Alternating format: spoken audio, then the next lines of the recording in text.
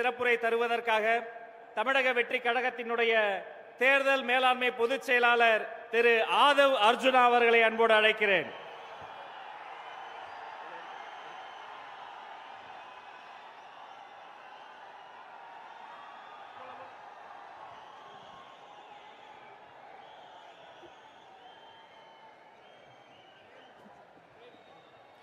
தெய்வத்தால் ஆகாது எனினும் முயற்சி தன் மெய் வருத்த கூலி தரும்.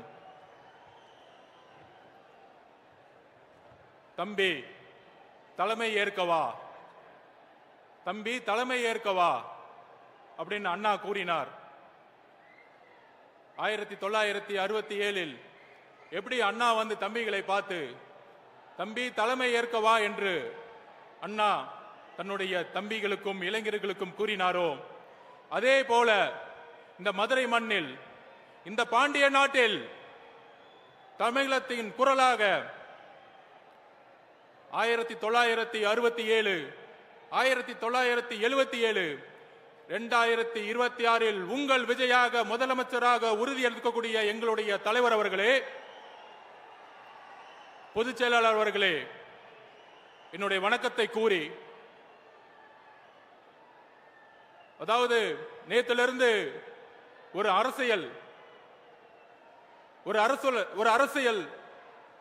கருத்துரை தமிழகத்தில் எல்லா மீடியாலையும் உருவானது, மக்கள் மனதில் உருவானது. கொள்கை தலைவரா 5 தலைவர்களை உறுதிப்படுத்தி கட்சியை வழிநடத்தக்கூடிய இந்த நேரத்தில் எதற்கு மாநாடுடைய முகப்புரையில் அறிஞர் அண்ணாவையும் புரட்சி தலைவர் எம்ஜிஆர் அவர்களையும் ஏன் மாநாடுடைய முகப்புரையில் தலைவர் விஜய் அவர்கள் கொண்டு வந்தாருங்கிற ஒரு பெரிய விவாதம் உருவானது. அந்த விவாதத்தின் பதிலை நாங்கள் கூறுகிறோம். 1967 அண்ணா உருவாக்கிய சமூக நீதிக்கான அரசு எல்லோருக்கும் சமமான அரசு.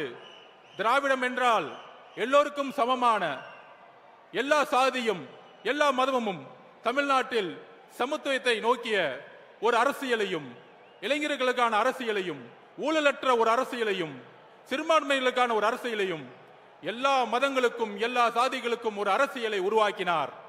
அதுதான் திராவிடம்.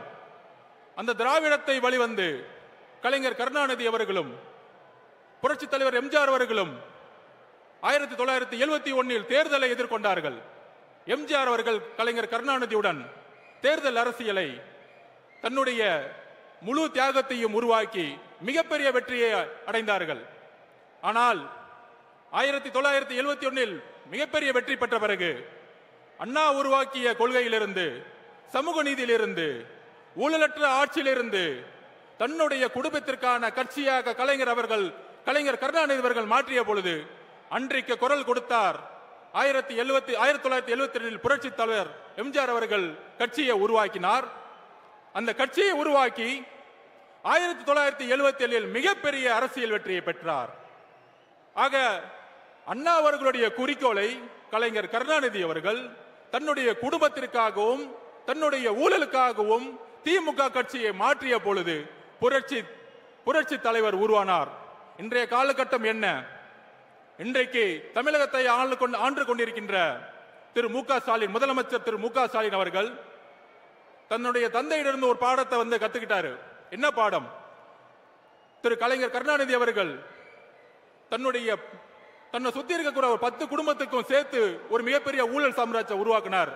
ஆனா இன்னைக்கு மாண்புமிகு முதலமைச்சர் அவர்கள் அந்த 10 குடும்பத்தை ஒழிச்சு தன்னுடைய 2 குடும்பம், தன்னுடைய மருமகன், தன்னுடைய மகன் என்கின்ற ஒரு குடும்பமாக ஊழலை உருவாக்கி இன்னைக்கு ஒரு அரசியலை உருவாக்கி சமூக நீதியை மறந்து, அதாவது தமிழகத்தில் முதல்ல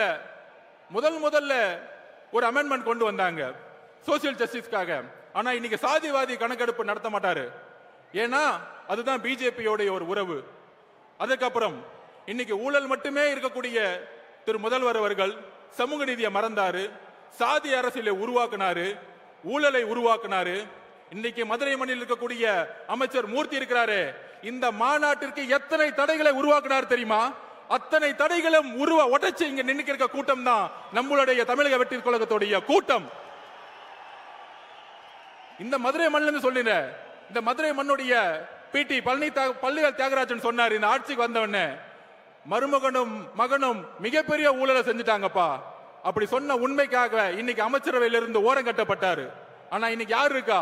இந்த மதுரை மண்ணிலிருந்து மூர்த்தி இருக்கிறார். மூர்த்தி என்ன சமூக நீதி காவலரா? ஏன் ஒட்டுமொத்த ஊழலையும் குடும்பத்துக்கு கொடுக்கக்கூடிய ஒரு அமைச்சர்களை தான் உருவாக்கி இருக்கிறாங்க. அப்படி ஒரு அரசியலை இருக்கக்கூடிய நேரத்தில் திரு அண்ணா அவர்களுடைய குறிக்கோளை நிறைவேற்றாத மாண்புமிகு முதலமைச்சர் மு.க. ஸ்டாலின் அவர்கள் அவருடைய திமுக என்றைக்கோ திமுகவுடைய அண்ணா அவர்களுடைய குறிக்கோள் இருந்து விலகிட்டார். அப்ப விலகும் பொழுது யார் அண்ணாவுடைய கொள்கைகளை இன்றைக்கு கடைபிடிக்க முடியும், நிர்வாகத்தில் கொண்டு வர முடியும்? ஒரே தலைவர், எங்களுடைய தலைவர் அவர்கள் தான். எல்லாரும் சொல்லலாம், திமுகவுக்கும் தமிழக வெற்றி கழகத்திற்கும் கொள்கை ஒன்றுதான். அறிஞர் அண்ணாவும் புரட்சி தலைவர் எம்ஜிஆர் அவர்களும் ஏழ்மையும் சமத்துவத்தையும், ஏழ்மையை ஒழிக்கணும், சமத்துவத்தை உருவாக்கணும் தான் கட்சி ஆரம்பிச்சாங்க. அதுக்கப்புறம் இன்னைக்கு அதிமுக எந்த நிலைமையில இருக்கு? அண்ணா அவர்களுடைய குறிக்கோள் இருந்து திரு மு.க. ஸ்டாலின் அவர்கள் விலகிட்டாரு. ஆனா புரட்சி தலைவர் எம்ஜிஆர் அவர்கள் உருவாக்கிய கொள்கை, அதை வழிநடத்திய அம்மா ஜெயலலிதா அவர்களுடைய கொள்கையிலிருந்து தடமாறி இன்னைக்கு பிஜேபியோட உறவு வச்சுக்கிட்டு தமிழகத்துல பிஜேபியை இன்னைக்கு பின்புற வாசல் வழியாக அதிகாரத்தை அடைகிறதுக்கு அதிமுகவுடைய இன்றைய தலைமை எல்லா முயற்சிகளும் செஞ்சிட்டு இருக்கு. அப்படி இருக்கும் பொழுது நாங்கள் உறுதியாக கூறுகிறோம், அறிஞர் அண்ணாவுடைய கொள்கைகளையும் புரட்சி தலைவர் எம்ஜிஆர் அவர்களுடைய கொள்கைகளையும் உள்வாங்கி அதை அரசியல் வெற்றியாக மாற்றி 2026 மிகப்பெரிய இளைஞர் புரட்சியை உருவாக்கி தலைவர் விஜய் அவர்கள் முதல்வராக உருவாகி அந்த கொள்கையை நிறைவேற்றக்கூடிய வலிமை எங்களுடைய தலைவர்களுக்கும் தமிழக வெற்றி கழகத்திற்கு மட்டும்தான் இருக்கிறது. இதற்கு தான் எங்களுடைய பதில். இன்றைக்கு பிஜேபி எந்த அளவிற்கு பின்புற வாசல் வழியாக இல்ல, முன்புற வாசல் வழியாக நேற்று கருப்பு சட்டம் 30 நாள்ல ஒரு குற்றச்சாட்டுனா ரிசைன் பண்ண சொல்றாங்க.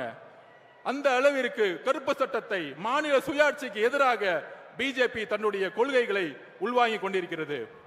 அண்ணா 1967 அண்ணா அவர்கள் கூறியது போல, தலைவர் அவர்களே தம்பிங்களை அலையுங்கள், தம்பி தலைமை ஏற்கவா, மன்னராட்சியை ஒழிக்க தம்பி தலைமை ஏற்கவா, மதுரை மண்ணிலிருந்து புறப்படுவோம்.